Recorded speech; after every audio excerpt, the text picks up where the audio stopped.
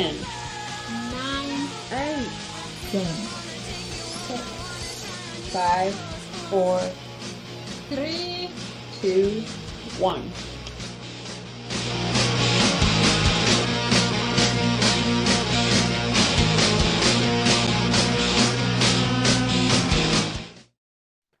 Hey, welcome Hey, to Discuss. How you going, Serena? I'm doing good. How about you? Yeah, I'm really good. Look at you. You look so gorgeous. Thanks. You look really cool. I like your zombie makeup. Oh, thanks. You know, I've been eating dead people all morning. So good to see you because it's You been a while too. since I've seen I you. know, right? And show us the outfit. I want to see more. Can we Oh see more? man. Okay. Let me get up.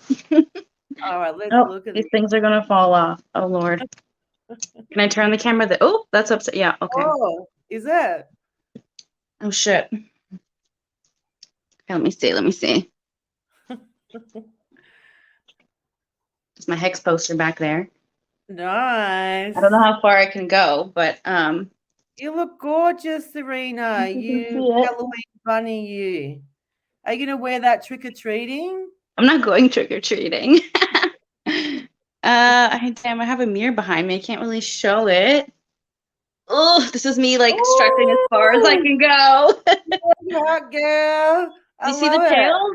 Do you see the? Oh no, you can't see the tail. Hey, no, I Oh, can't see shit. your little ponytail. Oh, here in the mirror. No. Oh, there you go. Kind Oh, of. that's so cute, little cottontail. That's awesome, Serena. You're the There we hottest bunny. go. The tail is a Look, little bit high right now, but I wanted to sit down, so I kind of put it high. But you're yeah, looking gorgeous. thanks. You And too. yeah, welcome to another round of Ladies Discourse, everybody. Thanks for joining us today. And who can we see in the chat? Claz, Mel, Tony, Sandy Beach, Pulse Chain Enthusiast, Road Shahaim, Hexy Queen, of course. Hope you can make it on the stream tonight. Hex Siren, hope you can come in too. Can't wait to see you. Jensen. And yeah, we've got a BA and we got a pretty exciting show today because, and Georgia, hey Georgia, we got the Top Cat Racing girls coming in to say good day. So that'll be really exciting. And what's been happening, Serena Alonzi? Not too much. How about you? Just you know, I've been looking at that hex chart. I mean, have you Mm-hmm. see that Pumperini? Mm-hmm. That Yeah, was pretty looking good. good. Thanks Yep. for the super chat. That's really cool. How are you doing during the bear market? Yeah, I'm just staying busy as possible, trying Mm-hmm. to set myself up for the next bull run, really. You know, we have got quite some time before that. So I've been doing quite a lot of things on the side, just preparing, Nice. you know, providing liquidity, Mm-hmm. charts, and I'll go into a bit more of that later. And yeah, just really just getting organized for that. What about you, Serena? You been doing anything really cool with crypto? I claimed a bunch of the Texan token. Have you done that? No, I The haven't free done claim? that. And you don't, Uh, what's really cool is like you don't have to spend gas. You just do like a signature claim. So oh, it's really easy and it takes 2 seconds. So I just claimed it on all of my wallets. Yeah, and it's that's pretty on cool. the Pulse Chain network. Test network. Mm, Yeah. no, it's on, well, it's like just regular Ethereum network right now. I Oh, think the website is texan.cc, I think, I'm pretty sure. And then you just, yeah, log in with your ledger and do a signature for each address. And yeah, when it's ready, I guess you'll just get it. You're just doing the signature claiming, but you don't get anything right now. You're just, yeah. ah, And you have 21 days left, I believe. So if you guys, oh, anyone hasn't done that yet, you have 21 days roughly. So, and it takes 2 seconds and it doesn't cost you any gas. So yeah, awesome. I I'm suggest to do definitely that. looking at that. Definitely look up from that. Let's bring on some Mhm. more Hexicans. Hey, expensive. Hi. What? Hey. Doing? Show us that Happy makeup. Halloween. Happy Halloween. What's going on? Oh, not much. I was listening to the Texan Token. I haven't done that either, and I love those guys, so I definitely want to do that. I think I just haven't really like brushed up on what I'm supposed to do, but maybe I'll hit you up and or I'll go to texan.cc and I guess it'll walk me through it. But definitely want to take advantage of that for sure. Yeah. Why not? Right? Other than that, bought another $2,000 worth of hex yesterday, and that was exciting because I got in about a year and a half ago, like kind of around the same price. I think it was actually a little more. But then I was buying all the way in. I mean, sold a vehicle at like 40 cents to buy in then. So being able to buy some more yesterday and like bring down my average was awesome. And then, you remember like last summer, it was like great. It started to pump. We'd check our Sigr app every day. Well, like just from yesterday, like buy another $2,000 worth. I'm just checking it. I'm like, give me, a couple $1,000. So fun. That's awesome. That's awesome that you're getting in. It's a really good price. Get in, and you are improving your DCAing. And I bought a little bit over the summer as it's been this price, but then like finally I had extra couple grand after bills and all my expenditures. I was like, I'll just buy some more. And beautiful. And it's amazing the amount of free money us Hexicans are getting. Like for sure. The way, so many different ways. It's crazy. It's amazing. And that's really cool. Now we have got some special guests today. We've got Charlotte G and Charlotte B, who are actually in the the Top Cat racing team, and they have 2 Hex Lamborghinis that they race. So they're very brave and very courageous. So we want to get them on so we can start asking them some really cool questions. Hi, Charlotte G. How you going? Can you hear us? Oh, we can't hear you. Charlotte B, can you hear us? Hello, can you hear me? I can hear you. We can hear you, Charlotte B. Okay. Oh, she's probably going to fix her audio. That's all right. How you been going, Charlotte B? Yeah, good. Yeah, just cracking on with training and everything now the season's done. Kind of comes to the more boring part of the year, just trying to find something to do for the next 6 months until April, really. But yeah, just training, keeping my head down, really. But it's been good. Yeah. So is that the racing season, April to September, is it? Yeah, April to September time. So then you just have the winter period. That's where we sort of try and work out budgets, cars, driver pairings, and it all kind of starts all over again. So where we're not at the track, it's still really busy away from track, trying to get everything all ready for next year. So it's still a busy time of the year in the winter. And then, with trading and stuff. Can't hear you. Still can't hear. And that's all right. This happens. That's all right. Is your sound muted? Charlotte, can you hear me, Charlotte G? Now she's muted. She might have to just unmute her sound. She might be muted somewhere, like she might have like her sound muted. Because she was fine before. Unless, Charlotte, you want to drop back out and drop back in, that might be easier. We can't wait to hear the other Charlotte as well and get into the racing. But I'll just bring on the lovely Hex Siren. Hey, how you going? Siren, you're muted. You have to unmute. Hey, gorgeous. Hey. Good. How are you? Whoa. Hex Siren, what's been happening, girl? Let me hear you because I'm hearing some distortion. Are you? Yeah, is anyone It's else pretty choppy?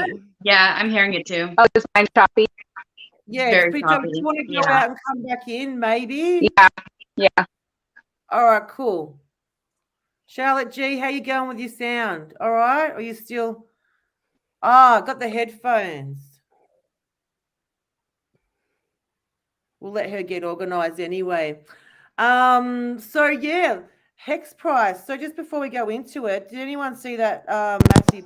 So, Charlotte, can you hear us? Oh, no, it's working. How come? It's movement at the Hello? station. Welcome Why is that back, suddenly Charlotte working? G. How cool do I look? Hey, You look like a gamer. thanks for coming on the show. I have no idea why it's working now. But you can hear us. I can hear you. Yeah. Now I'm wondering whether I can unplug this and see if it's actually working now. I'm scared to unplug it and see if I can go normal. Is everybody using a headset, or earbuds or something? Sometimes I use them, sometimes I don't. Right, I'm gonna try and take it out and see if I can still hear you. Is that all right? Sorry. Yeah, that's cool. Go for that. Don't apologize. Hang on. That's fine. So did you guys see the hex price? So someone bought up from around about 3.8 to, I think it got to 0.048. So I think that was the GODWHALE, if I'm not mistaken. And then it dipped a little bit, and then it came back, and it's sitting at 0.44. So that's actually looking quite nice. It's done quite a nice little move there, and GODWHALE buying is a bit significant because he actually bought in when Hex was 0.0006, like back when it first launched, and pushed the price. Did you see up. the chart that someone posted on Twitter? And it was like the lifespan of Hex, and every time GODWHALE bought, they like circled all the different times. It was like, I saw it today, but I don't know who posted it. But I was like, anytime GODWHALE's buying, it's a good sign, right? No, but I'd love to see it. If GODWHALE's buying, then it means that he probably might think we're close to the bottom, because he's a significant player in Hex, and he's a significant. And so for the Charlottes, GODWHALE is like a massive wallet. I'm not sure that anyone knows who he is or who the entity is, but they're a huge holder of Hex, and they make moves strategically, like during the market at different times, and it has a great effect on Hex. So everyone kind of follows this one wallet, because as you know, in Hex you can look up wallets. Everything's open chain, right? So you can see what people are doing. So everyone knows who the GODWHALE is based on their wallet. So when there's big buys that like fluctuate the price, it's all trackable, so you can see it. So everyone knows who the GODWHALE is. God, why am I talking like that? The GODWHALE is, because you can track their like wallet on the open chain and see it. So just so you understand like what we're talking about, there's a buyer that buys at different times, throughout the cycle, and they just bought recently, which is like, like a good sign for all of us. Like, oh, if they have faith and they're buying right now, that's a good thing. It is. It's a really good thing. And I mean, rumored that GODWHALE, when he first got into crypto, he made a really smart decision. I believe he was in the Ethereum ICO, which is basically the next crypto that was launched after Bitcoin. So he got in really early, and he made, out of say around about $3,000 today, his crypto. I think the last bull one was worth over $1 billion. So in crypto, there is stories of people like coming in with nothing and getting like really rich, and that's basically the aim of the game. And that's what we're all here for. That's why we're all here. But $3,000. Let's do this. Well, we can say we're in it for the tech, but we're in it for the tech and the freedom of speech and movement and the greater good and whatever. We're in it for the money. Anyway, so that's Hex and that's crypto, but we'll go more into that. But we want to hear about you, lovely ladies. And thank you so much for joining us, because the Charlottes have got up at 1 a.m. They're from the UK, and so they've got up specially. Wow. Hang on, you get up, Charlotte, because I haven't bed yet. I had a quick nap before. Had a power nap. Good for you. Oh, Siren, how's your sound? Are you going well? How you going? Is that better? Oh, it's a lot better. Okay, cool. Happy Halloween. Thank you. Happy Halloween. I did the Hexi-Quinn. That is perfect. There is yeah. You look great. Thank you. You look hot. Big fan of dressing up. My favorite holiday. Yeah, that's so cool. We've got the Charlottes. I don't know if you heard the Charlottes in the top cap. They get to race Hex Lambos. Like, that's so awesome. What a life. I love when they say girls can't drive and you're like, but.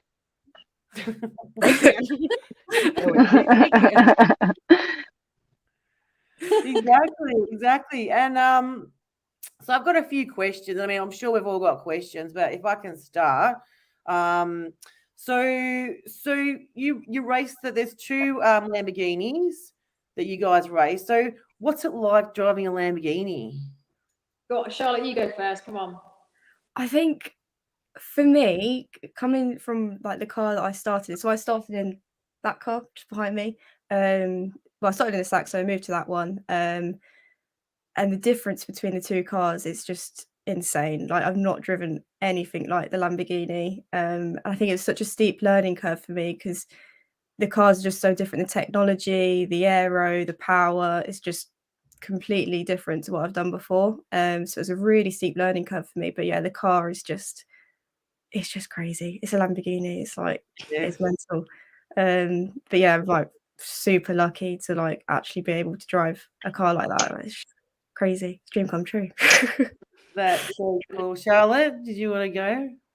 For me, I mean, I'm not going to say the actual age gap between me and Charlotte, but I'm a bit older, shall we say? So am I. So am I. Don't worry about it. But when I was around Charlotte's age when I started racing, but it's always a struggle to start racing. So I had very sporadic racing in the early years. Did a few races and then stopped, and then I had a family, and then I started racing again a couple of years ago. And I was racing something very different to a Lamborghini. It was you never heard of it. It's a Marcos, and it's a stupidly high powered car with no drive aids at all. So everything is completely manual, and that was a massive. I mean, I had driven it previously, but it's really high powered, and going from something as raw as that into Lamborghini was actually quite a nice addition for me, because it was, again, like Charlotte said, it's got loads of technology. Everything's digital, so you've got all the paddle shift, you've got all the data in the car, so everything's infinitely changeable and adaptable, and you can change traction control, you can change all sorts of things on the car. And for me, it was like going from an old classic into a spaceship. It's true, isn't it, really, Charlotte? You know. Yeah, pretty much. So getting used to that and driving style and all that sort of stuff. So the power difference wasn't such a big jump for me as it was for Charlotte, but it's such a nice car to drive. Yeah. Yeah, it's so cool. It pretty much, don't get it wrong, like my it pretty much you ask. You know? Yeah, pretty much. And do you guys drive powerful cars in real life? Like when you're just going shopping to your friend's house, your normal everyday car, do you drive a beast or just drive like a simple car? What have you got, Charlotte? They take the Lambo home after the race. What do you mean? Not allowed a nice car on the road because I wreck mine. So I drive an old Peugeot 308. It's just a complete wreck. So But do you drive it fast? Yeah, so that's why I'm not allowed anything else, because I break everything. I have a BMW, but I had that confiscated. I'm not allowed it anymore. But Charlotte's lucky; she's still got hers. I've got a little 2 Series. Oh, nice. And is there something about the BMWs you like? Like, is it appealing because it's a powerful car, or it's a classy car, or it's just a good car quality? Rear-wheel drive. Rear-wheel drive. I got mine just because it's comfy as well. So I do a lot of motorway miles. So I had a Toyota Yaris before. I just wanted to make it a little bit. I just wanted something a little bit comfier, a little bit nicer. So.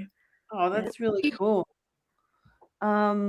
So did anyone else want to ask a question? I feel like I'm hogging the Charlotte. So, ladies, jump in. I have a question. So I feel like if you're a racer, you're like such a badass, right? So how did you get into it? Where like your family were racers? You grew up that way? How old were you? Like when you started? I mean, is 16 even the driving age in racing, or in the UK? I don't know. Like, how did it all start? That's what I'm interested in. I'll say from my point of view, I didn't really know until I kind of started to drive. So I came in as a racing driver. I started quite late. I didn't start till I was 18. But as soon as I started taking driving lessons, I basically as soon as I got behind the wheel, it became an addiction. And I shouldn't admit to it, but I was kind of learning to drive before that. So when I was 14, I took my mum's car while they're on holiday and drove all the way to Swansea, which is about 100 miles to the coast, with my little sister and my dog. And I Oh, you stole it. drove it home again at the age of 14 or 15. And even now, I can't believe that that's what I did. And me and my sister, we admitted it to my parents about 5 or 6 years later that that's what we'd done. So I think Charlotte probably So you've says, always been a rebel. I like it. you know, it just became a thing. I wanted to drive a car, and I think it is just an instinct. It's just something that you get a feel from, become addicted to. And I think Charlotte would probably say the same thing, wouldn't you, Charlotte? Pretty much, yeah. You get the first taste for it, and then you just want more, and it does become a bit of an addiction. What's the fastest y'all have gone? Probably in the Lamborghini, I should think. I think the Silverstone GP down the Yeah. Hanger Straight, we were getting 100 Over 100 mile an hour, something like that. 5, something like that. So do it's quick. you kilometers an hour or miles an hour? I can't remember. We're miles an hour, and I thought you were going to say kilometers. And I was just saying, can you They're convert that for miles. us? They're miles on kilometers. So I want to hear it. Yeah. Yeah. So yeah, we're speed freaks, aren't we? Just a bit, yeah. Yeah. So Do you go that fast on a regular road or only when you're racing? I think on the road, I think it's too much to risk. Like if you lose your road license, you lose your race license. So it's too much Oh, like driving like that. Maybe How did you guys meet? Through Jensen, wasn't it? Yeah, Jensen, just getting paired up this year. yeah. Jensen has kind of been the conductor of how the season's gone this year and how we were gonna do 2022. So Jensen wanted to bring on new young drivers, and Charlotte got the call to come and race with us this year.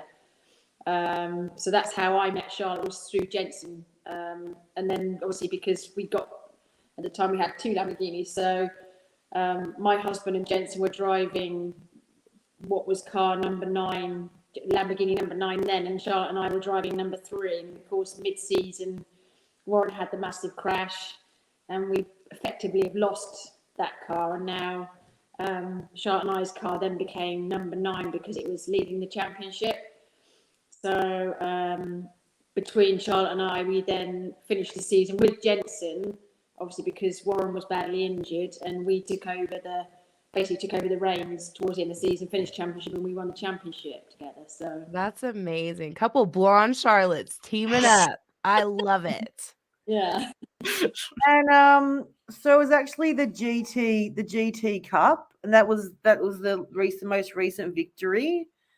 And I'd love to share a photo, because I saw the photo of you ladies holding the cup because my computer's stupid. But so tell us a bit, what was it like winning that, and how long have you guys wanted to win that? So is there a picture going up somewhere? No, there's not, because I can't share it, unfortunately. Yeah, I'm so amateur, but sorry. That's the whole aim, isn't it? Is the desire to win. That's the name of the game, is the desire to win. So it's when you have the equipment and you're given the equipment to do what you need to do, and you really want to win, then you're able to do that. And of course, we've been given the equipment that we needed to do it. We're both very fast racing drivers, and we've gained ourselves multiple podiums this year. Fantastic. And I understand you guys do it for the love of it. It's not for any money or anything else, which is amazing. It's there's very few championships where it's a funny dynamic, because you don't win money by going racing. You can become a pro driver and you earn a living through it, or you can be sponsored, and so you have somebody, a company or whatever, sponsors you, backs you, and then that funds your racing career. But as prize money goes, it's kind of non-existent. So that's kind of the how you generate your money, or how you are able to afford to go racing. So, you know, and Jensen's been a big advocate for kind of supporting both of us, really, hasn't he? You know, that Jensen's is still on a successful racing career, but I think Jensen's got the mindset that he wants to try and bring other people or get other drivers to progress as well. So we, you know, Charlotte particularly sort of benefited from that this year. In you know, when you don't have big money, because it's very, you know, it's really, really expensive to go racing. Like, you know, you're talking tens of thousands per race meeting. It's not cheap, you know. And it's not cheap. And I was talking to Cromwell about this too, and I know that there's a group of Hexicans have got a big pool, and they put in hex, and it's all for the love of it. yeah. So that's really amazing, and the cars look fantastic. Do you ladies do it full time, or do you have other things on the side that you do? Charlotte, you can explain that. Yeah, we both have other things on the side. I'm ideally, in like years to come, I'd like to make racing a career. So it'd be being paid to race other people's cars, being paid to go to all around the world to race. But at the moment, it's early days at the moment, so we're still, you know, paying for drives and working away behind the scenes to try and make up for it. So yeah, it's not a job at the moment, but you know, we're working towards that being the end goal, just being paid to go around racing cool cars. You got this. You guys got this for sure. And you got the whole entire giant Hexkin community supporting you. That's the best community you can have. We're kind of a lot, yeah. Yeah. Just thousands of us. Well, it does. I mean, I used to as well. But, I don't do it anymore, but I did it for many, many years. We both instruct, so we both race.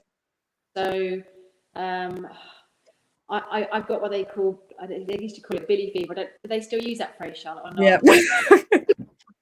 You get this. I can't believe that. We instruct, so you become licensed to teach other people how to drive a racing car. So I used to do it, but I you know, after however many years, you kind of get burnt out, and I don't want to do that anymore. And of course, I run the race before, but for many, many years, I was instructing, and Charlotte's on a very similar path to me, is that she instructs. So you spend time on circuits most days, don't you? Yeah, like today I was at Thruxton circuit, UK, instructing in a Porsche all day, just people that like just have a road license, no track experience, and you have to teach them the ropes. It can get a bit sketchy. I want a lesson. I want to go.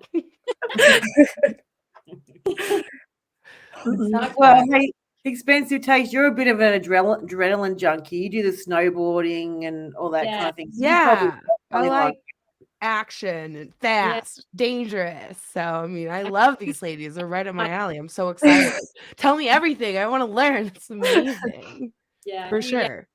Anything with an element of danger that gives you a heightened sense of existence, I think, isn't it? You know, for sure. Except my snowboarding doesn't represent Hex in any way, unless I wear like a Hex jacket or something. So what you guys are doing, I'm even double thrilled. This is awesome. Yeah. Hex snowboard is next. Yeah. Get a Hex snowboard, Hex boots, Hex gear.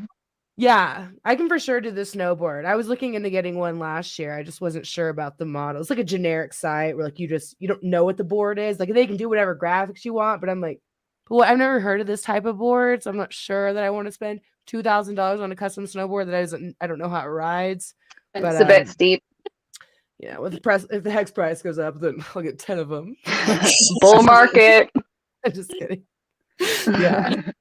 And what's something that you ladies have learned from the sport, and how does it help you in your everyday life? I think, yeah, I think when I first came into it when I was 13, and I used to be really shy, like sit in the corner of the room, like don't speak to anyone, keep my head down. And I think the motorsport industry, it forces you obviously out of your comfort zone, but away from like off track, it forces you to become a more outgoing person. I used to struggle with being really shy all the time, and now I'm I'm fine. It just pushes you it changes you a little bit. And then being braver out on track, like it does change you quite a lot, I think. Yeah, you're coming on stream. You don't even look nervous. I'm like still nervous on streams, but you look like a natural. Racing is a really good discipline because it does make you less afraid of a lot of things. You become much bolder, don't you? You know that if you can overcome fears doing that, then there's lots of other things that you can overcome fears of. I mean, sitting on a grid waiting for a race to start with 30 other cars out there, you overcome that fear. Even now, after however many years, I still feel like my heart's going to beat out my chest because it's the a combination of fear and adrenaline. Yeah. Strange concoction that you actually can't resist, and when it's done, the elation is enormous. I think it's just like the going into the unknown. Like when you're sitting on the grid, you're waiting for the lights to go out. It's like you don't know what you're about to drive into. It's like there could be a 15 car pile up at turn 1. Or you might just go through untouched. Like you never know what's going to happen. I think that's what we kind of like about it because it just makes you feel alive.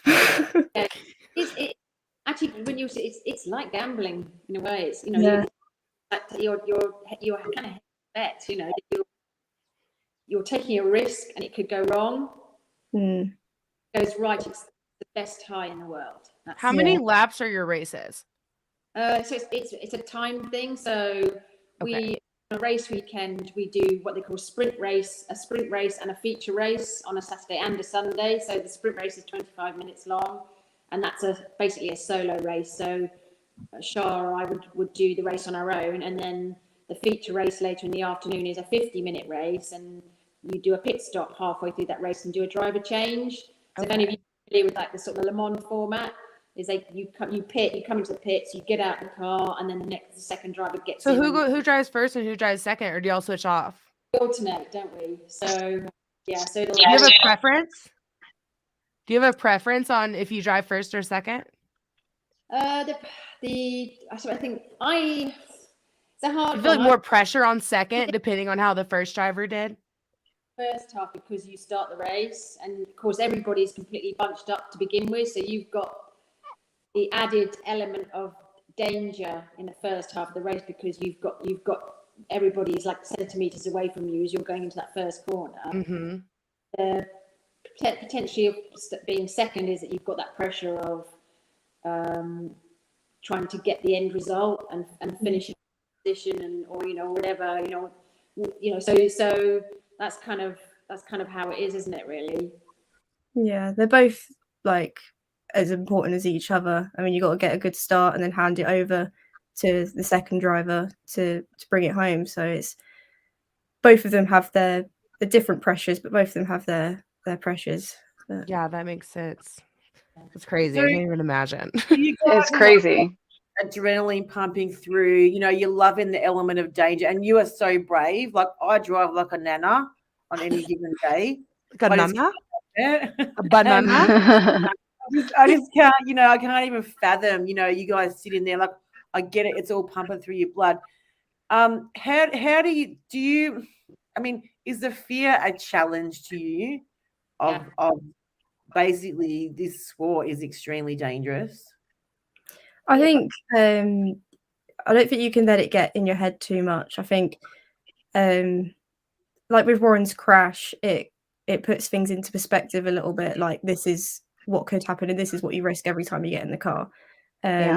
So I think you kind of need to appreciate that the danger's there, but I don't think you can let it get in your head. You can't stew on it too much because if you think about it too much, the more chance that something bad is going to happen. So you just got to kind of get that out of your head as much as you can, as hard as it is, and just focus on the better stuff and just try not to think about all that as much as you can. I mean, the more you think about it, the more you feed.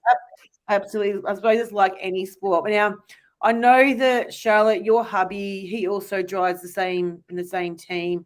He recently had a pretty bad accident that we saw on social media, and we knew of it because it was pretty bad. Can you tell us a little bit about what happened and why it happened and how? I mean, Warren is an extremely good racing driver.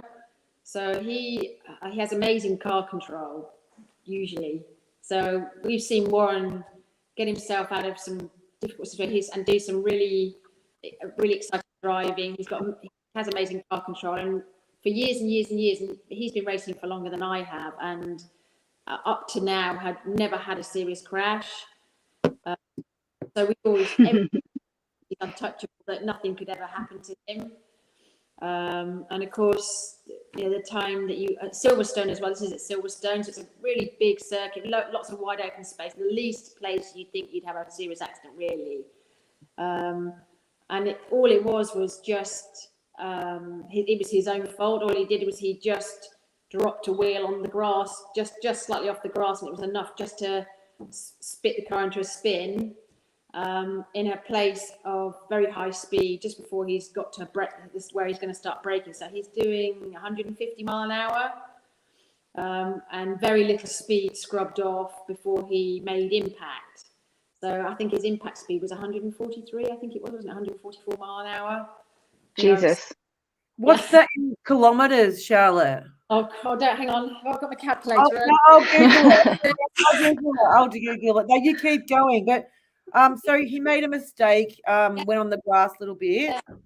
And that's the thing, really, is you sort of realize that it can be what seems like the most innocuous thing can turn into something quite so catastrophic. And you think, God, geez, he barely made a mistake, really, but whoa, they're enormous, and so you do. That's like Charlotte was saying. You don't think about it. Simple as that. I guess that's why you're in the sport too. If you're good at it, crashes are rare, and it's a challenge for you, and you get so much out of it. Yeah. And so Warren's doing okay now. I mean, you said he broke a lot of bones. He broke. There wasn't a rib that he hadn't broken.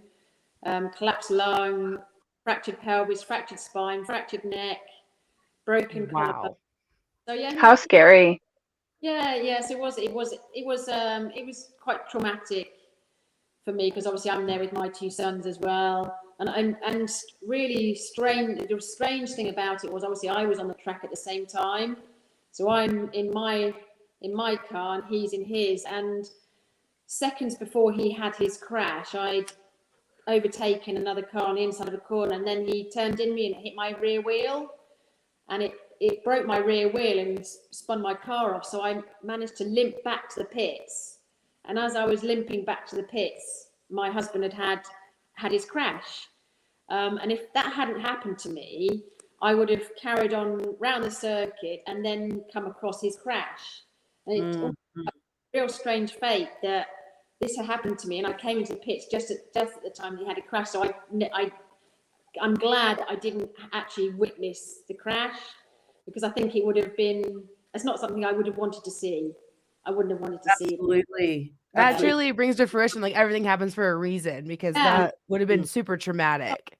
I literally all year I'd had not once. Neither of us have had one single incident, not one little tiny scratch on the car, and then that happened, and then my husband has a big crash. I was like, God, that's really odd, but I'm really kind of glad that it did happen, because I don't want to see that, because I also don't want to be put off with my own racing. I don't want to have images in my head. Absolutely. And but we won't touch too much on this subject, because it obviously was traumatic for your family. Sorry, Cheryl. But we can all rejoice that he's doing better and full recovery. That's great news. Exactly. All right. So what about this? Obviously you see some drivers who are pretty bad drivers. We all see them. What are your tips on brake? What's your tips on not being a shitty driver? What are some tips for regular drivers for better car control? Use your blinker. I'm just kidding. Please. Look ahead. That would be my tip. Always look ahead. Yeah. Put your phone down. Never look at to the. never look always look beyond the middle distance, so you've got time to anticipate anything that might be happening in front of you. That would be my.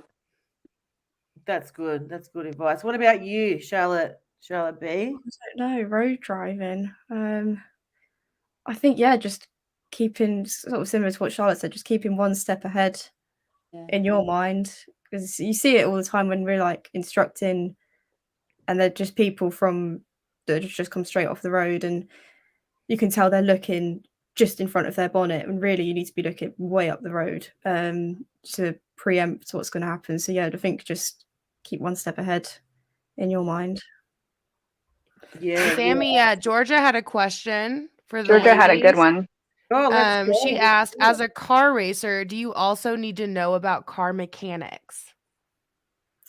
Yeah, I think it helps, doesn't it? If you've got a slight problem in the car, you hear something that's not right, feel something that's not right, you can come in and you can clearly explain that to your engineers. So it helps with communication, and it helps sort of get into the root of a problem a lot quicker than if you didn't know anything.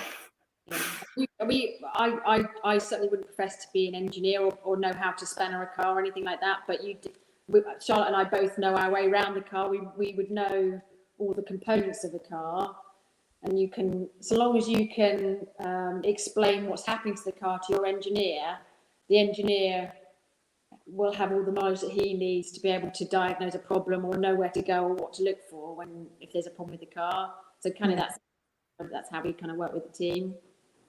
Oh, yeah, cool. Anyway, we were talking before we came in about, there's a lot of the team, Cromwell was saying a lot of the team are Hexicans, which is really cool. This is why we're in, and and this is also a good opportunity because Charlotte have just got into Hex and crypto, so we sort of said, it's good to ask some questions, because even if there's people, beginners in the chat, or just people don't know, being new to crypto, there's a whole world of information out there, and always a lot to learn. So you just got into crypto. So do you want to tell us a little bit about your crypto journey for a bit? Well, I can sort of tell you mine. So until we met Jensen and Cromwell, I hadn't ever heard of Hex, because we've never touched on cryptocurrency. We're relatively old fashioned with that, but Aidan or Cromwell, as you know him, we know he's a really intelligent guy, and pretty much anything that he has to say, you kind of put your ears up and listen. And I know he's done really well. And Warren and I were both sort of umming and ahhing about what to do, and we haven't put a huge amount in, but we put a relatively small amount in, with the help of Aidan, of Cromwell. We're waiting to see what happens with that, but it's good because we've sort of been reassured, I suppose, because there's so many Hexicans that come to the race meetings, and they've told us so many different stories about their journeys as well, and what they've done, and how they've staked their money, and what they've done, and etc. And Cromwell pointing various people out to me, saying he's a multi-millionaire. Oh, really? That's so cool. It's like, oh my god, and some people, they, it's a real mix of people. So you've got some that are really well dressed in designer clothes and really well done up, and there's some that are in like the tatty sweaters and the old baseball caps, but they're all Hexicans. So there's no defining feature for a Hexican. They all look completely different, but the ones that look like they probably don't have a lot of money, he's got millions. He's made millions out of it, and it's like, my god. That's so cool. They all have very different backgrounds and all these different stories, but obviously all sort of defined by this one thing, which is Hex, I guess. So and so they've all been telling us their different stories, because we get time to chat between races, and because they're all sat in our hospitality area, and we sit and chat with them, and they tell us how they've done it, and it's really cool. So yeah.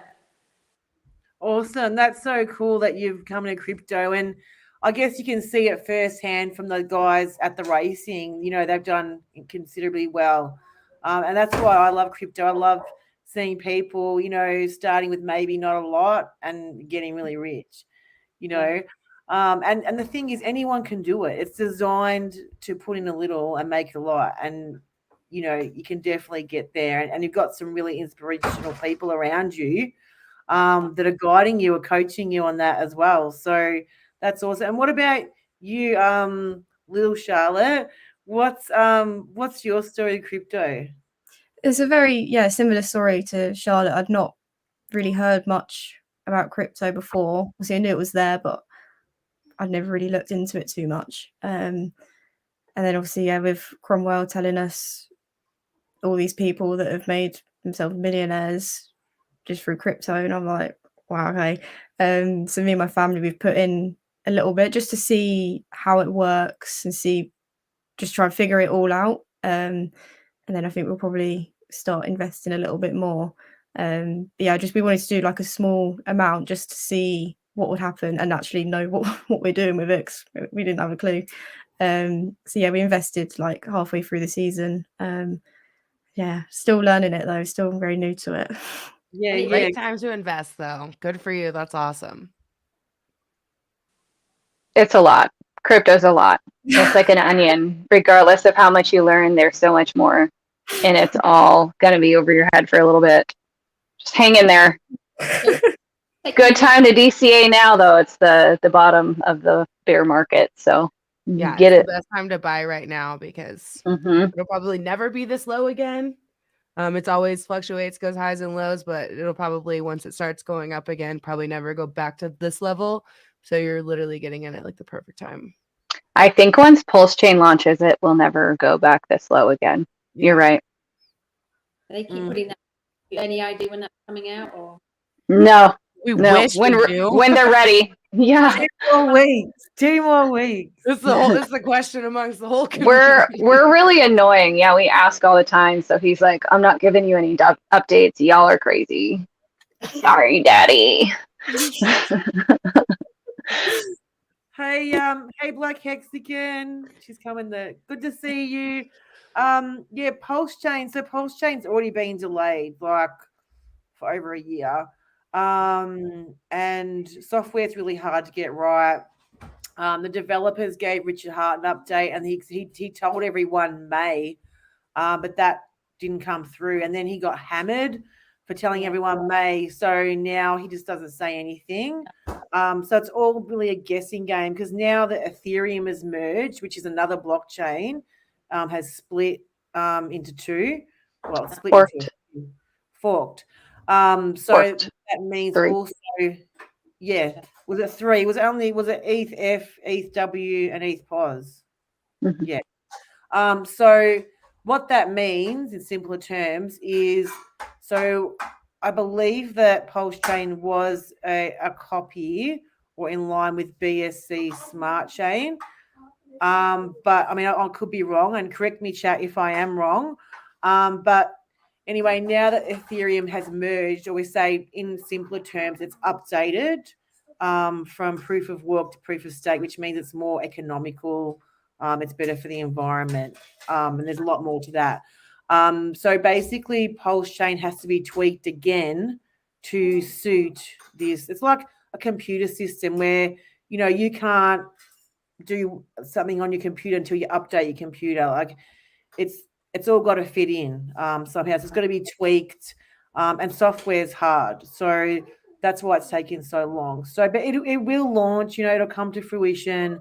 It's going to be a matter of time, and there's so many cool things happening in the space, and that's why we probably more like to focus on Hex because it's already there. You know, I'm proud to say I bought under a penny and I bought at 40 cents. So, in crypto, it's all a learning curve, and you know, I bought Bitcoin at over 10 grand. You know, a few years ago.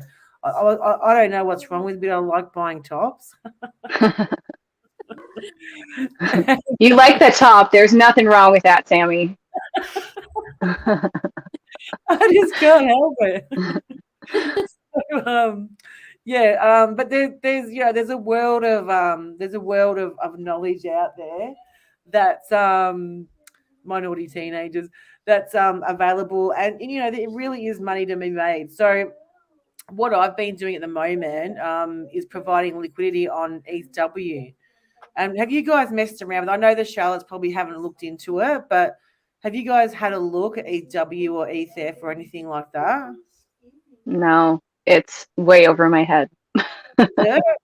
Well, the only reason, like, I suppose I got into it because I listen to a lot of the Aussie boys do, and I hear them chit chatting, and they did really well in the last bull market. So I said to myself, next time I'm going to follow exactly what they do, and I have really been doing a lot of that.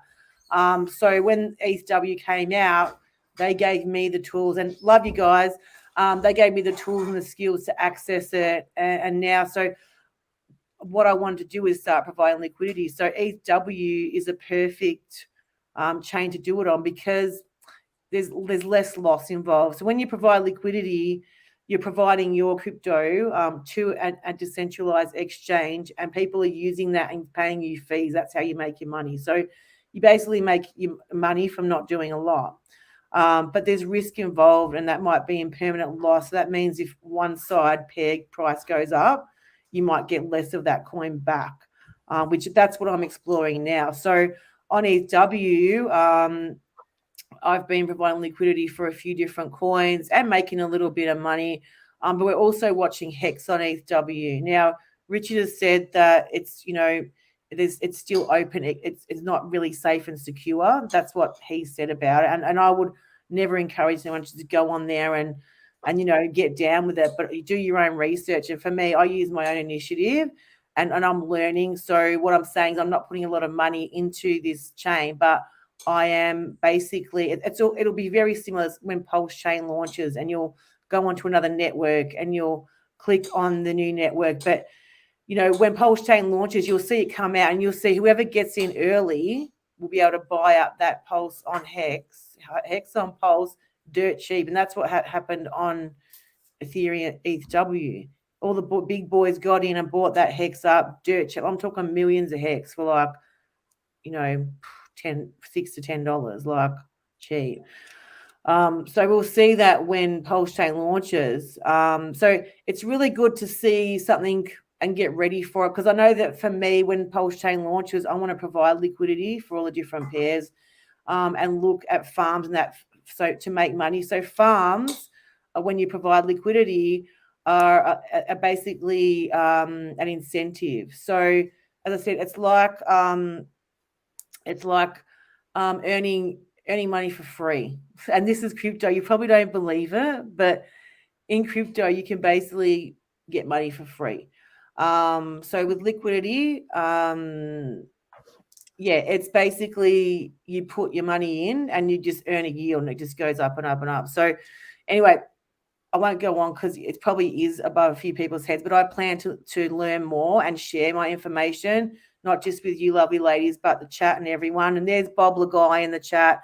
Me and Bob are in the Hex on ETHW Telegram chat. We have long chats about the whole chain and farming. And he's also, I think, I don't know, is it you, Bob, or Red Squirrel? We're all learning together, which is really a lot of fun, because you don't feel silly when asking questions, but it's another avenue that you can make money in cryptocurrency. And Charlotte, as I said before, with the free money, if Hexicans were staked on certain dates, they got to take advantage of free coins. So they're called airdrops, which is basically like free money. So we had Pulse Doge coin, we had Hedron, we had Texas token, where we're getting Texas token, we had the Weight token, and no word of a lie, this is free money. So for example, if you were staked in Hex and Hedron came out, you were able to mint your Hedron, and I know that someone cashed out $1 million in Hedron just for being staked in Hex. You got Hedron, you minted it, and someone pulled out $1 million. That's free money. That is just absolutely free. So there's amazing things that you can do in crypto if you want to learn and put the time in. And Hex has been amazing for one of those reasons, because we've got to take advantage of all the cool stuff. Like, I mean, look, I haven't made, like, I'm not rich in any way, and I haven't made like a lot of money, but I have to say what I have made, I'm thankful for, and I've been able to do a lot that probably normal people can't. But I don't wear a Rolex, and I drive a Hyundai.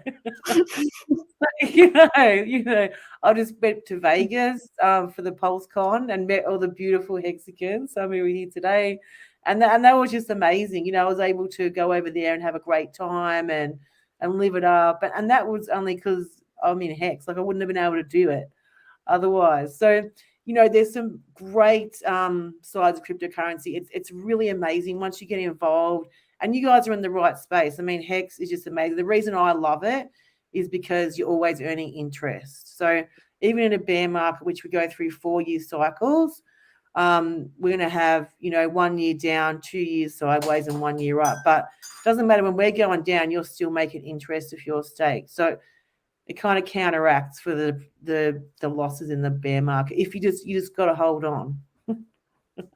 But I'm babbling too much. You ladies want to add anything? No, you're spot on. I do Spot wanna on with bring up everything. 2 questions that were brought up in the chat. And there's 2, so we'll make it quick. So I'll give 1 to each of y'all. Georgia's question, so you can take this, Charlotte B, is what advice would you give to young ladies that want to start a career in racing? Where should they start? And before you answer, I'm going to go to Charlotte G2. Your question is, how did seeing the NASCAR change your opinion of Hex as a community-driven token? I guess like maybe seeing the support behind them, you know, sponsoring NASCAR and how that played out. So So do I answer? I just wanted to make sure those were addressed. There's only 2 questions that were asked that we didn't talk about. So I'm not sure on the question. All I know is there was that there was a NASCAR team was sponsored by. Is that right? yeah, it was sponsored by Hex, and I would say like probably within like 5 days. I'm not sure, but I think maybe the sponsorship fell through. So the Hex community, like the last minute, like pitched in. I want to say it was like $650,000, like just a couple days to like sponsor the Hex racing car. And I think that was what the question was centered around. Like if you saw that, and if I don't know much about it other than no, it didn't go very well because I think the NASCAR didn't qualify. Is that right? You're right. yeah, you're right. Yeah, it kind of. We did another race after that, though. It was 66 instead of 55 for the number. It was like a Was big it race, Vegas? If you didn't qualify, you got like 2 other races. I want to say is Right. how it went. Yeah, so I don't know. I mean, it's good. We don't have that issue. Is it? You know, we've kind of flown the Hex flag for a whole She's season. like, all we do is win, win, win. We're a better bet. Great answer, Charlotte. Charlotte B, what advice would you give to young women wanting to get involved in racing? I think it's a tough industry to get into. I think maybe if you're a complete like novice, not done anything, maybe start with a bit of karting. Try and get into cars, but I say starting something a little bit cheaper, just to learn in, because you will make mistakes. Everyone's going to make mistakes when they're learning something new. So just try and find the least expensive way of doing that. So just find something cheap and it's just working up to it. It's like I started in a Citroen Saxo at 14. It's like the cheapest championship we could find. And then 6 years later, I'm racing a Lamborghini. So I think it's just hard work and just staying at it, consistent, keep believing in yourself, and just keep working at it, really. Yeah, but it's a tough industry. It's tough to get into, but you just got to put the work in and you can make it happen, pretty much. That's awesome. And that's inspiring to That's hear. good. No, that's great. Great advice. And going back to the car, JJ Yelly did crash, so we didn't make that race, but we did end up in the video game. So there is a permanent Hex sponsorship in the video game that people play all the time. Which might end up being better. Did you ladies see that? The Hex video game? I saw like someone post a snippet of it on Twitter or something, but obviously I don't play video games, so I haven't seen it, but I think that's badass. Yeah, it's called Ignition on PS4. I saw a little stint of it with all the Hexagon pit crew and all the team there all wearing Hex gear. So that's really pretty cool, I reckon. I don't even game, but now I feel like I want to buy it just so I can see it. Hey, Serena, welcome back. Welcome back. Sorry about my crappy internet, but That's all right. You all good? yeah, I just moved upstairs, so hopefully it'll be better and not cut out as much. I don't know. Yeah, cool. Your sound sounds great. Okay. Yeah, your sound. I think that little corner, like it's the acoustically is working for you well. Okay, cool. Good to know. Thanks. We're just talking about crypto and racing and all that, and the Hex video game Ignition. Did you see that, Serena? Yeah, that's really cool. I can't believe that's in a game. Like, that's so cool. awesome. I can't believe that. Yeah. Yeah. And shout out to Hexagon Girl keeping us up to date on all the Lambo racing. Because she posts about it all the time. She keeps everybody updated. Yeah, she's the best. She's super into it. I love it. Yeah, she she's there for most of our races actually. So she's Oh, a really cool girl. she is awesome. Yeah. That's really cool. And who else have you met in the Hex community? Because I know that quite a few come to your events. We get so many. I get so confused by the names. Hexy Bastard, you know him? Yeah. He's really good. He's one of my guys. He comes to our races, and I can't remember the name. I can't remember. Your Hexcellence. She comes quite often. She's great. Yeah, She's in lovely. the chat. She's in Your the best chat. friend, She's in yeah. the chat watching right now. She's a really strong. Your friend of the bestie. Hex ladies community. Yeah. So there's trying to remember the names because we don't even. Well, it's hard because like everyone goes by Twitter names. So it's not even real names. So it's hard. Yeah. So everybody refers to each other, even at the race circuit. They all refer to each other by their Hex names. You know, it's really funny. So I'm following the team on Twitter, but you guys have your own individual Twitters that you can link or post in the chat or something so everyone can follow you guys? I'm really bad. I've been told off because I'm not doing anything on Twitter, and I need to reignite that one. As a Hexagon, you're gonna have to get really involved in Twitter. Yep. Twitter's where it's at. Everyone keeps saying Charlotte Twitter. So I need to get back on Twitter and Telegram. Yep. Yeah. And don't they? So I've got to restart that one because obviously we do a lot of stuff on good old Facebook and Instagram. And there's a little bit goes up on TikTok, I think, as well. And I think that's great too. I think all the social medias are good in their own ways, but Twitter is just being branded with Hex, and there's such a strong Hex community that the main presence is on Twitter. I think that could help you guys. I mean, obviously, like I think it would working together, right? It would help your racing career. It would just get so many followers so fast because we're all here to support you. That it would be really, really good if you're trying to like branch out in different social media outlets. Like it would be really good for you. And Charlotte B, do you have a Twitter? I do, but yeah, I barely use it. I'm mainly Instagram. I don't know my password. Okay, well that's your homework. Okay.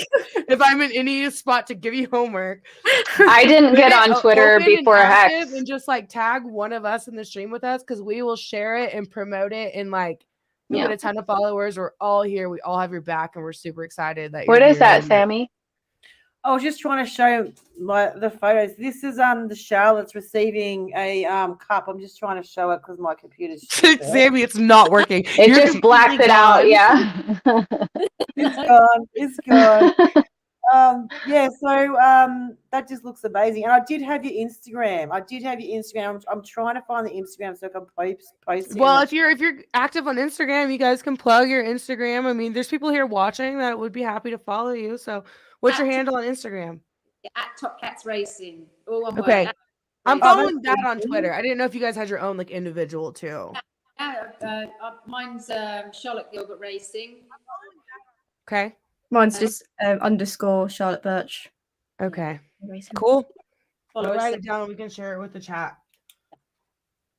Okay. I love how organized you are. Right? Especially after like 100. She's like, I'm going to take control. Let's take some questions from the chat. We've got them right here. Let me write that down. We need to put that in there. Thanks, So Expensive Chase. Racing and then _ Charlotte Birch. Yeah. Nailed it. So, guys, there's been another big event in Hex as well, apart from the cup that the ladies have won, or the Hex team have won. So it was M2 Thank. He fought Fake Drake. Did anyone watch the fight, or can give us a lowdown on how everything went? I think he Can won. I say when I first got to Vegas and I got my bags and I was walking through the airport, I had a Hex shirt on, and Fake Drake came up to me and he said, "I propose a fight with your founder, like Richard R." Like he's like, I'd literally just got off the plane, I had no idea who this person was. Like ran up to me, he's like, going off, like, "Who are you?" He's like, "I'm Fake Drake." I'm like, "Oh shit, you're Fake Drake." I know who that is. I didn't get a picture, but anyways, that was funny. Really? Are Oh, you serious? Are you? So this is when you got to Vegas? He just randomly come up to you? It's when I landed for PulseCon. I was like walking out of the terminal to the baggage claim. I was like in a weird long hallway, and like he ran up, but it was like quick because like I was walking. I'm a whole group. We're walking. We're moving. He's walking with his friends and moving. So he's like, "Yeah, hey, I tried to find your founder, Richard Hart." Blah, blah. I'm like, "Who are you?" He's like, "Fake Drake." I'm like, "Oh." I was like, and then when he left, I was like, "Oh fuck, I should have got a picture with him." Whatever. So who the hell is Fake Drake anyway? Sorry, I'm not up with it. I honestly don't really know because at the time, like, tried to go on Twitter and be like, "Oh, I just saw at Fake Drake," but there's not an at Fake Drake on Twitter. It's just a guy that he kind of looks like Drake, a little heavier, but kind of looks like Drake. And I think he just, I don't know, boxes people, like proposes fights with people, but looks like Drake. So he's like a fake Drake. I don't know, but I thought it was weird that there wasn't a Twitter Fake Drake, and I searched high and low to find one. I couldn't find one. And did anyone watch the fight between Fake Drake and M2 Thank? Look at the chat and tell me if I tagged y'all's names wrong, but I think I did it right. Anyways, carry good on. on ya. That's good. Who's that? Hi. that's my baby. My big baby. He's being shy. Cute. Yeah, what a thing to happen though. I know M2 Thank just had a baby as well. Had a little baby. I saw on his Twitter. So he's been a busy man, winning fights and having babies, and it's pretty cool for Hex actually. Like he's a good. It's good publicity for Hex. So guys, Richard Hart hasn't called the bottom yet. So he's basically saying on his Twitter that he'll boast when he calls the bottom. What are your thoughts on the market at the moment? And for you, Charlotte, even if you want to comment general in what's happening in your neck of the woods, inflation wise or economy wise. I know that it's very different. I mean, in all our different countries, we come from a few different countries, and obviously the economy is different. But one thing we're all sure of is inflation's going up. US keeps printing money, and things are getting tougher. Gas prices going up. So just in general, how's everyone feeling about the crypto market and everything, the economy in general? I think it's more of a spur to. I think it's more of a spur now. Is it repeating it? I think more people will take the leap into this. The world through the normal channels is really unreliable. I think now. I think making a leap. How else do you? If you've got a little bit of money, put it now. What do you do with it? Good point, Charlotte. And all the old ducks, they would put their money in gold years and years ago because it was a safe store of value. But even that hasn't got fantastic price appreciation. And with the pandemic that's loomed about over all our heads when we all stopped the world for 2 years, now they're struggling to find that money to pay for that gap. So that's another reason I love crypto, is because we are in a way segregated from the government and from the economy. But however, I'd say that, but when the stock markets drop, we also usually see a drop in crypto. It's usually, if it's red there, it's red in crypto. So the more that crypto is growing, the more we see it correlate with the traditional markets, which I don't know if it's a good thing or a bad thing, but we all want to make money, so it's kind of a bad thing. So, I mean, yeah, basically in Australia, I mean, I know I go to the supermarket now, I'm paying more for groceries. I mean, everything's gone up, not just a dollar. Like I'm talking, big dollars. Gas prices, I mean, it hit $2 Australian the other day. I mean, it's fluctuating, but it's sitting around $1.70, $2 mark. Wages aren't going up. And this is a big problem. Even with our inflation rate, I mean, I did look before I came on. I did look. So in Australia, our annual inflation rate in Australia climbed to 7.3% in quarter 3 of 2022 from 6.1% in quarter 2. But the USA, however, they're at 8.2%. Yeah. That's just what they're claiming. Yeah, it's like 15%. That's a big lie. And they're putting the max squeeze on everybody on purpose. They're raising interest rates, trying to get people into these loans so that they can squeeze more money out of people. It's all planned. Right. Yeah. And what's what are people going to do about it? I mean, you can see there's already people that struggle just to pay the bills, let alone with everything going up. How do you make ends meet when wages aren't going up? And that's why I always say to people, I don't understand why my friends aren't in crypto. I mean, I could go around my court and say, what's Bitcoin? And they'll be like, I don't know. It's just, if you can see the gains that you can make. I've been in the market since 2017. My friends and family didn't believe the money was actually real. They get on like, yeah, bullshit. That's not real money. I have to explain to him, yes, this is real money. And not before they saw it did they want to get in. So cryptocurrency is like a hedge. When the rest of the world is bleeding and you don't know where to put your money, crypto, if you learn it and you get it right, as Richard Hart says, it can do wonders. Yeah, if you screw up everything else in your life except for crypto, you're doing great still. Yeah. I agree. Spot on. And it's just such a great place to put your money because you're going to put it in a bank and you're going to get 3% on it. And with inflation rate, you're actually losing money. So what are you going to do with your money? Put it into stocks? That's not even as lucrative or as volatile as crypto. Why not put it in crypto? Get some, the timing is kind of very important. Once you understand the timing of it, DCA heavy in at the bottom of the market and DCA out heavy in the bull market at the top. You don't have to be perfect, but if you do like weekly buys or monthly buys, whatever you can throw in there, you're going to make yourself a nice nest egg. And then if you learn how to stake it, you're also going to make more. And if you stake it out further, you're going to make even more. So you're in the right place. Absolutely. Yeah. Like you are in the best. The Richard Hart ecosystem is the best ecosystem in crypto.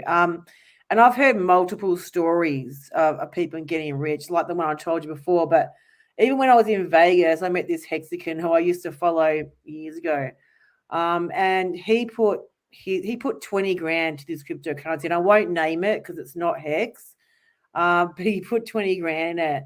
And he said over the height of the bull run, that 20 grand was turned into $1 billion. Now, and that's crazy money. But in cryptocurrency, you can have $1 billion on paper, but trying to pull that out is another story, because when you're trying to pull the money out, there's a thing called slippage. And so what it means is when you're selling at a price, you're bringing that price down. So you're going to pay a big gap in what you're selling it for because you're pushing that price down against yourself. So this guy was pulling out $20,000 US a day. I mean, to me, that's crazy. That's crazy money. And I love hearing these stories. I love hearing these people who, they might stream but they're everyday people who are making a lot of money. And, this puts us in a different class. This says, well, you know what? The government tries to keep us poor. They're not putting up our wages. They're lifting prices of fuel for our necessities that we need to live, for our family. And, if we want nice things, what are we to do? For me, the answer is crypto. And And I believe anyone, you know, if there's so much free information online. My cousin just did a cryptocurrency course. She paid Australian around about $2,000 to $5,000. I said to her, you know, you're crazy, because that's just that much you can learn for free. And we got the best teacher in crypto. Richard Hart is so smart. And if you follow him and watch his streams, even his old stuff, it's not just cryptocurrency. He's written 2 books. He's donated 27 million to charity. And the Hex community is just wild. I mean, the circus that's around Richard Hart and what he's been through. He basically bought out this Ripper crypto. He was super Bitcoin smart before he started, bought out his own cryptocurrency called Hex, got called, labeled a scammer and this and that and horrible, horrible things. But Richard Hart, and you might have even met him, I'm not sure. But yeah, we know that he's not that kind of guy. And I know I get a lot of value out of his stuff that he gives to the community. So it's been this big journey, and now it's almost even more. It's more than money now. It's more than about money. Even I like to see number go up. I like to love making money, but now there's more passion because it's a journey, and you'll see when the documentary comes out, you know, what's going on in the space and how Richard was tormented by Bitcoin maxis. And you know what? Hex proved itself. It did a 10,000x, and not many. I think there's 3 or 4 coins that have done a 10,000x in the history of cryptocurrency. Hello.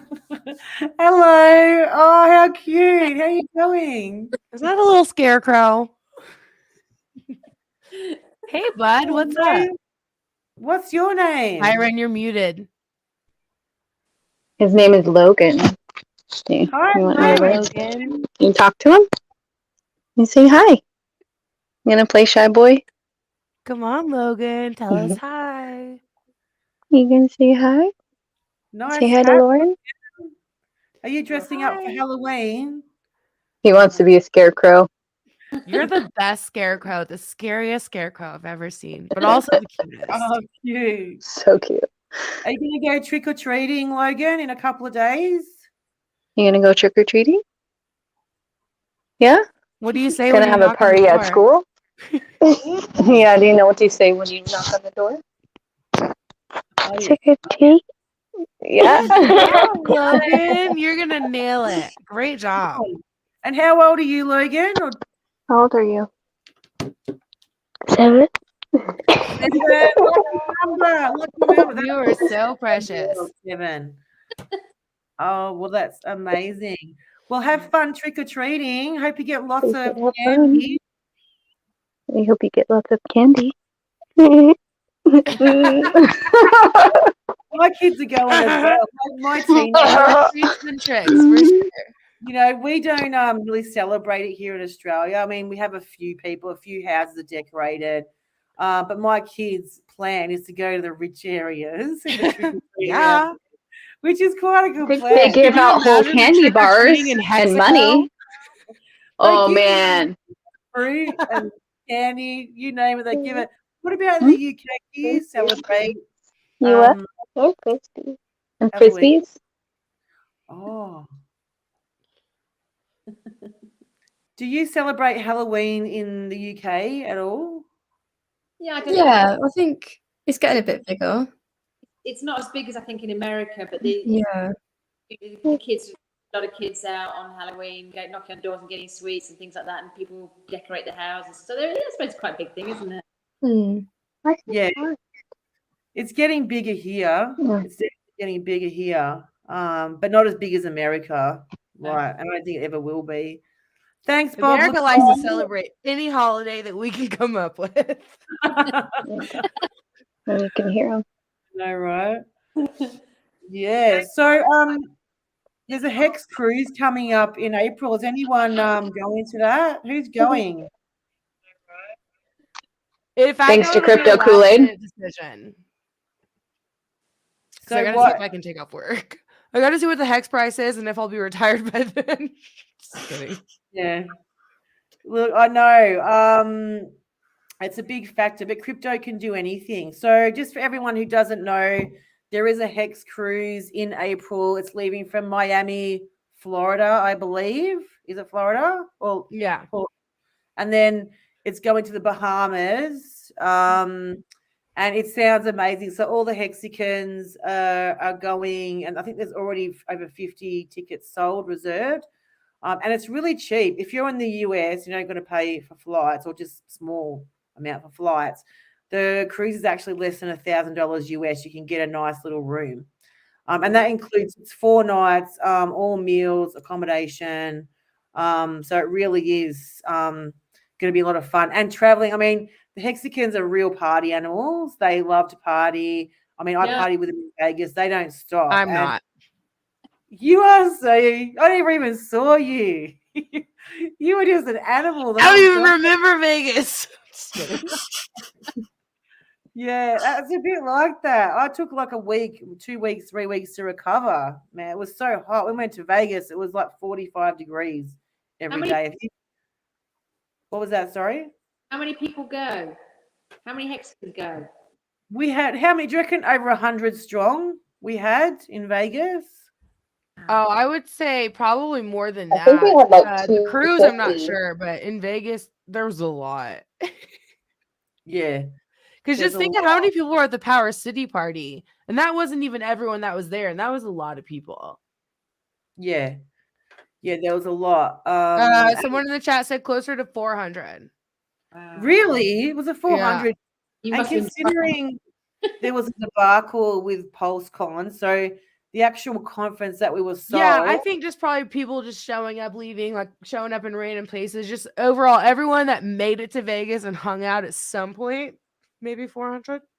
I feel like that's a good number. It's a nice number. But you know what? It's great to see turnouts like this, because even when the vax laws relax for the US, I know everywhere else except the US and a couple other places haven't dropped their vax laws. So when those vax laws drop, that means it'll open up, there'll be so many more people coming to these things, which gives us a better chance to get organized.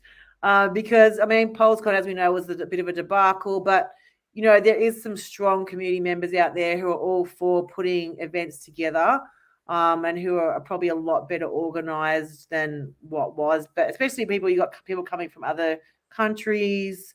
It's a big event when you book your ticket and find out that it's been called off or there's a glitch. But yeah, I really look forward to many more. And meeting all the Hexicans, because they're just so much cool fun. Wow.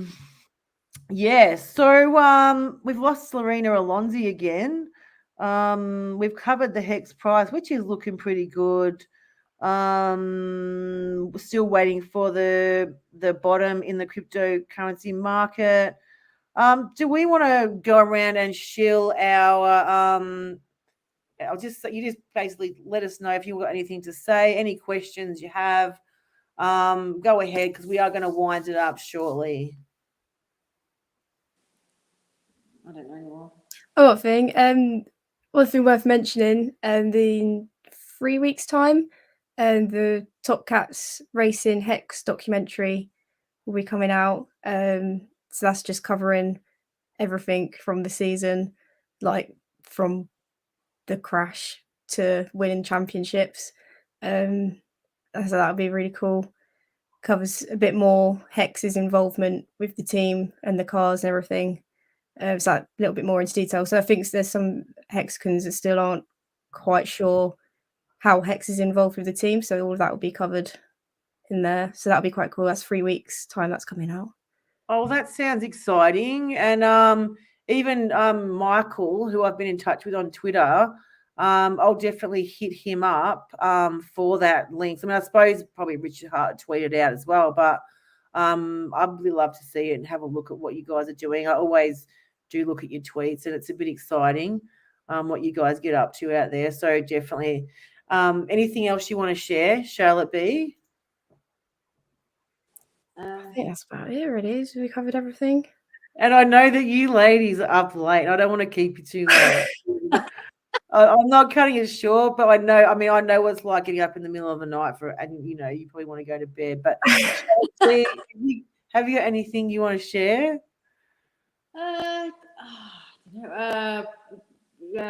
continue with Hex next year. Obviously, we're in our down season now, and we're just scratching our heads again now about what we're going to do for next year, what cars we're going to run. We're going to maybe run a couple of Lamborghinis and maybe something else and something else. It could be 4 cars, it might be 3 cars, we don't know yet. So we're working over the winter what we're going to do with that, and then we want to obviously work with Hex again and the Hexicans into 2023. So that will all kick off again in April next year, but we'll keep everybody updated on what's happening over the winter and how we're progressing. Of course, we'll end up probably doing a launch again like we did at the beginning of this year to show what cars we've got and how they're going to look. I mean, it might look completely different again. So we'll keep you posted on that. Oh, that sounds fantastic. And hopefully we'd love to have you back on the show. As I said, I know it's a big ask for you guys, getting you up at 1 o'clock in the morning. I mean, seriously, no one likes that. But I'd love to have you back. It's been, lovely talking to you, and I really admire you, and you're so brave. You really are both so brave. We're very lucky. Yeah. Y'all are our heroes. We love you. Thanks for staying up with us and sharing your story. It's exciting for everyone. Like, we want to hear and know what goes on behind the scenes and know y'all's personal journey. So we're really grateful for you sharing. We love it. Yeah, well, thank you. Well, and thank you. now you're part of the Hex community. If you ever have any questions, feel free to ask us privately or whatever. Like, we want you to be successful in racing and in Hex. And we love it. Love you guys. Thank you very much. Yeah, thanks for staying up so dang late and talking to us about racing and stuff. This boy loves racing. He's like, they race Lamborghinis, huh? Do they race Bugattis? Like, I don't think so, but the Lambos. So thank you.